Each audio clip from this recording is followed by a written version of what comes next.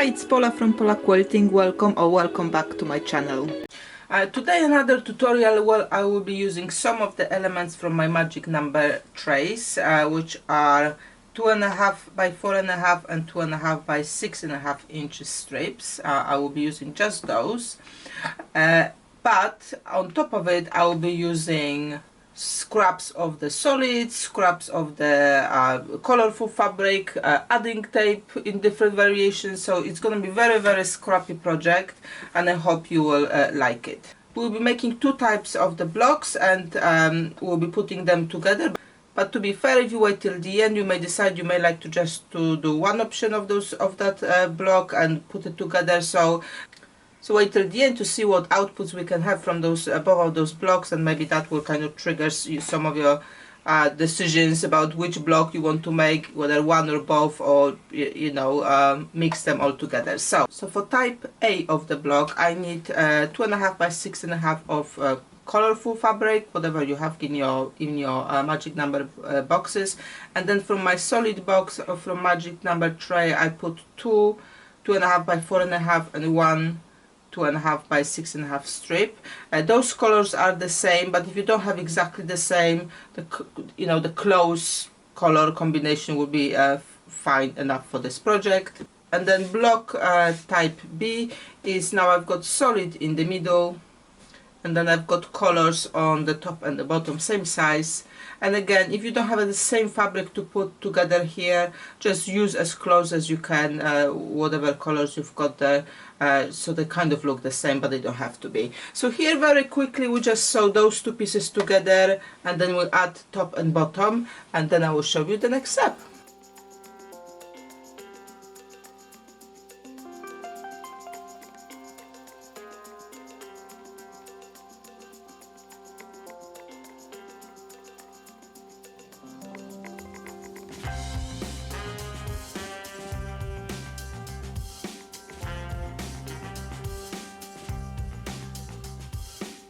Okay, so I've sewn the pieces as you have seen, and I've got now those two pieces ready to kind of readjust a little bit.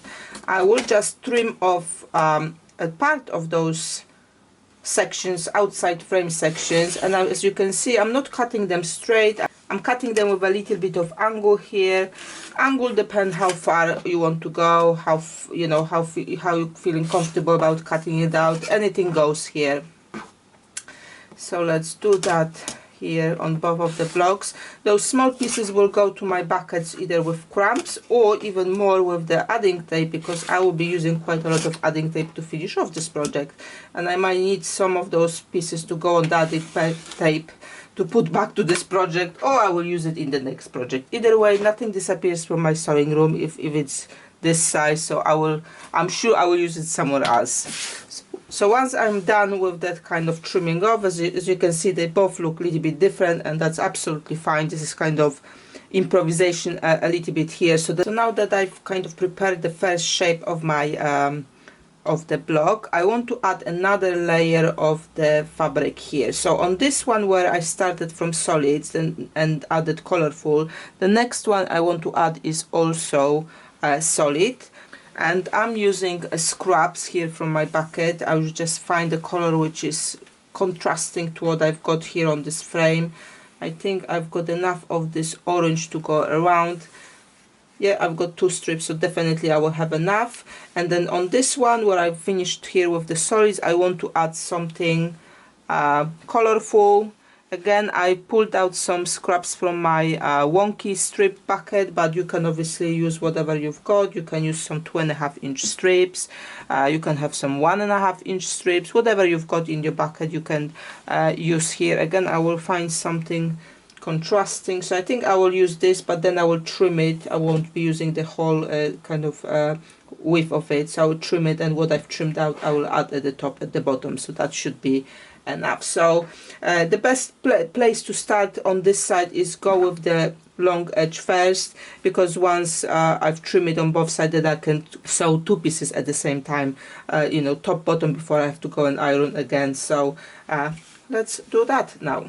Again, once you've got few blocks going, obviously this is great for chain piecing. What I want to do to cut those strips to the length, more or less. I'm not measuring here anything. I'm just going below here and I'm checking which way this line goes, because if it was going other way around, I would need to add extra fabric at the top there. So I'm just following the line to see if it's gonna go on the fabric. It's fine here. Following here, just cut a little bit below.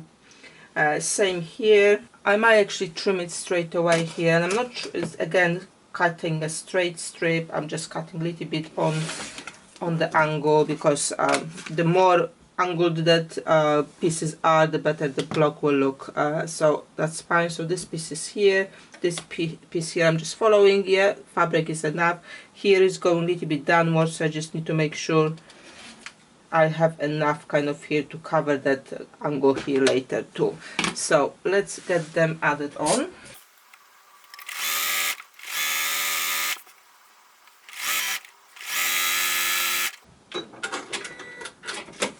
Okay, I will take it to the iron now, iron out.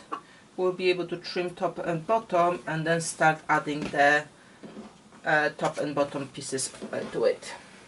Looks like I had a little bit of camera malfunction, because some of the steps have not been recorded, so let me walk you through it. So when I brought the pieces from the previous step, I've trimmed them here to make sure they're following the lines on the original frame, and I've added top and bottom, and then I also added top and bottom with my adding tape. Adding tape for the one which have solids in the middle, I've added adding tape which is made from the solid scraps, and for the piece where is a colorful fabric, I've added adding tape which has been made from the colorful strips. So when I was kind of trimming those first frames, when I was saying that scraps will come back to another project, you may even use it in the same project. You probably will need to add some more scraps because it's not going to be enough, but you could potentially add them to the adding tape straight away and use it up as well. Now, since I've got lots of adding tapes already made, I won't be doing it now. But that's a potential as well. I do have a tutorial on the adding tape. I will link it in the description below. There's few different variations, how people doing the adding tape, so you can check mine if you are interested. If you have your own method, go with it. We are here to make sure we can use them up. So that's where I am at the moment. I will take it to the iron now. And iron it with the seams to go to the inside is just only because it's easier later with that adding tape here. Normally I do not remove the adding tape until the block is kind of stitched on. The only thing will be exception here, that I will remove anything above that stitch here, so those small pieces here, and I will also remove a little bit on the side later when I will add another piece. But let's just get them all ironed and I will show you the next step. Okay, so pieces are ironed now, and I can trim them now to following the line here on this frame.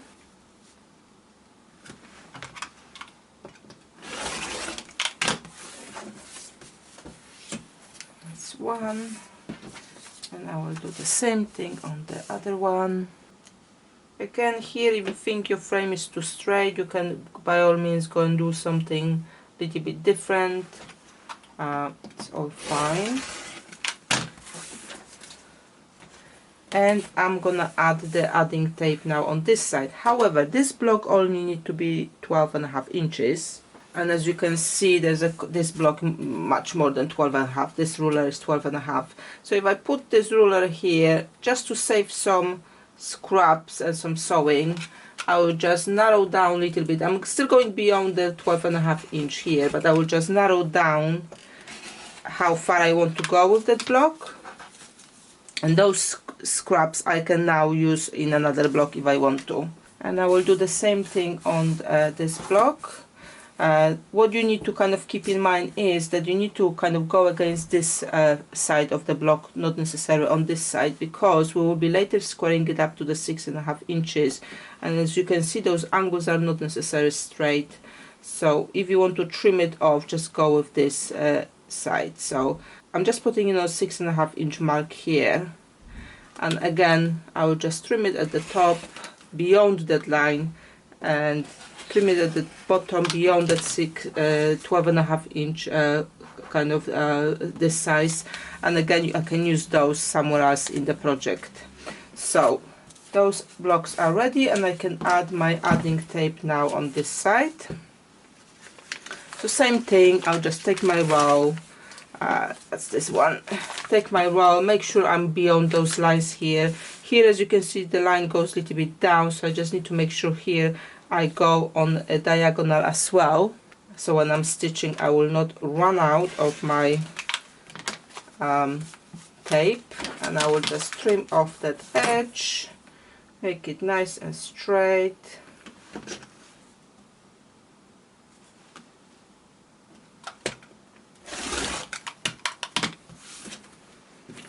And I can stitch that set, and I will do exactly the same thing on my other block. Got my adding tape here, just roll out, make sure I've got enough here, following the line at the top, following the line at the bottom, trim it off, make it straight. Here you go, and we're almost ready with both of the blocks. So I will just quickly sew it and I will show you where we are. So before we carry on with the project, let's just round up where you can find me and how you can support my work. First of all, please subscribe to my channel and watch videos as I'm posting them without skipping the adverts, please. Please comment against the videos because that helps to push them out to wider audience, and don't forget to share with your quilting friends. Join my network either on Facebook or Instagram. All the links how and where are in the description below. Where you see my posts either on Facebook or Instagram, please like, share and comment on them. If you like to add something extra, I've got now membership available through the YouTube. You can also use a super thanks on YouTube or buy me a virtual tea, coffee or lunch using a form on my website. You can also support me by subscribing to my newsletter via my website. That will help me to notify you when I publish new videos or blog posts, or maybe there are some items available to purchase on my website. However you decide to support this channel, thank you very much for being here, and I hope you enjoy the content. So before I sew it, actually, on those smaller pieces of the adding tape at the top and the bottom, I will just remove a little bit of that tape here on the side of the where the seam is going to be. I just don't want to have two tapes there. It's just easier to remove now. And same on this side. Just remove a little bit of where the stitching is going to be.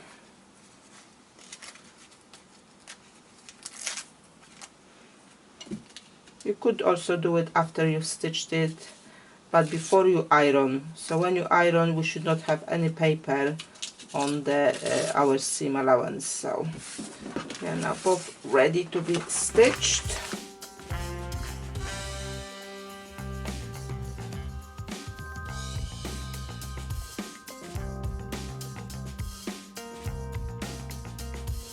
So since I removed that paper on this side where the small pieces are, when I will now take it to the iron, I will iron that seam allowance towards the smaller pieces, which means I don't have actually paper on this side and it will be fine. But I will not remove any more paper until I actually put those blocks together. Those seams are quite fragile here, the one with the strips, and the more kind of seams you've got in the piece, kind of you want to keep them stabilized as long as you can. The other thing I will be doing now is, in this, because this is kind of final ironing before I will square up this part, I will actually starch it as well, just to make it nice and rigid and ready for squaring up. It's much easier that way. Okay, so they are ready back from the ironing, nice and sturdy after the spraying with starch. So as I've mentioned, because I've removed that paper in here when I've ironed the seam on top of the smaller sides here, there is no paper under the seam, but I left the paper everywhere else just to keep those seams secure, because they are quite fragile, like I've mentioned. So let's now get to the squaring up. So I'll just take first my 6.5 inch ruler, and I will just put it against that top edge here, because that should be nice and straight against that first ever piece we had there. And you can kind of align it wherever you like. It doesn't have to be that bang in the middle. Probably they won't be, because this width of the frames will make it kind of wonky anyway, so don't worry about that. Just trim it on the side, trim it here at the top. If anything bows here, you can obviously move that ruler a little bit down and make it nice and straight there as well. Okay, that bit done. I can turn it around and now find my 6.5 inch and then trim it on that side. And if you're working at the kind of batch at the time, as I've mentioned before, then all of those scraps you're now trimming off from here, you could potentially use up in another block as well. It may not be obviously long enough for this wider piece, but definitely you could use it on one of the sides. So you can reuse those scraps, or you can just reuse it by adding it on the adding tape again this way. So nothing disappears from this place. Everything goes through the journey of the scrap. Which I've got video about as well, so I will link it too, so you can have a look how that fabric circulates in my room. So that's the block A or block B, I don't remember which one we started from, but one part. And let's trim the other side.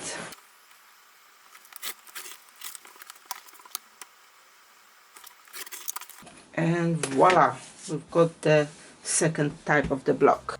As you can see, those blocks were fairly easy and quick to make and use up a lot of scraps, both wonky scraps, both your magic trace scraps, adding tape scraps, and any other scraps you may have around. You can use it up in this block. You can kind of, in my head first I had that I would put those pieces together where we've got one solid and one colorful, and they alternate differently in the background. But as you can have a look at the different scenarios I'm showing on the screen now, you can lay them out in many other options and they will look awesome as well. What I like the most about this block is how much scraps I've used. So and they are very effective and they are very big. I mean, they are not humongous, but they are quite big blocks, so obviously you don't need to make a lot to make a project ready. And it is something you can work on an ongoing basis. Every time you make a batch of adding tape, you can make a few blocks, put them away, work, and kind of every time you've got some wonky scraps, you can make a batch. So it can be something ongoing. It doesn't have to happen, you know, overnight, in one day or in 1 week. You can make a progress gradually, and when you have enough for whatever size of the quilt you want to put it in, you can then put it together. I think the block is really nice, really effective, and I personally really like it. So I hope you will try it out. Please make sure you leave in the comments below which option you like the most, which one you prefer, you know, which one perhaps you will try. What do you think about this block? I really like reading your feedback, and usually you give me also some ideas for the next block, so please feel free to leave some comments below. Please don't forget about the book I've published recently about magic numbers. If you're new here and you haven't heard about it, I will put links in description below to tell you more about the book and how it can be used. Also, please check the Amazon comments from the quilters who bought it already. And if you are one of those people who did buy and didn't leave me a comment on Amazon, please do so, because it's really helpful for other readers to make sure that what they're buying is what they need. So all the comments and all the feedback is going to be highly appreciated, both by myself and potential buyers. I hope you enjoyed this tutorial. If that missed bit I didn't put, if you think there is something kind of I should redo, please let me know in the comments as well. Happy to have another kind of quick tutorial or quick section recorded to make sure you have everything you need to do this block.